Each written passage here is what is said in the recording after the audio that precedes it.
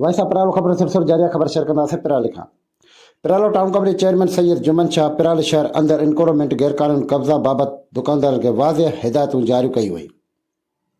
हिन चयो त शहर जे रस्तनि ऐं बाज़ार में कंहिं बि क़िस्म जे नाजाइज़ इनक्रोचमेंट बर्दाश्त न कई वेंदी ऐं मुक़ररु हद अंदरि रहंदे कारोबार कयो वञे। उन मौक़े ते चेयरमैन सैयद जुमन शाह शहर जे अमन अमान जे सूरत हाल बाबति शहरनि सां ॻाल्हियूं कयूं ऐं चयो त अमन अमान बरक़रार रखण लाइ अवाम जो सहकार इंतिहाई ज़रूरी आहे। शहरनि पिणु पंहिंजा मसइला ऐं तजवीज़ूं पेश कयूं जंहिंखे हल करण जी ख़ातिरी कराई वई।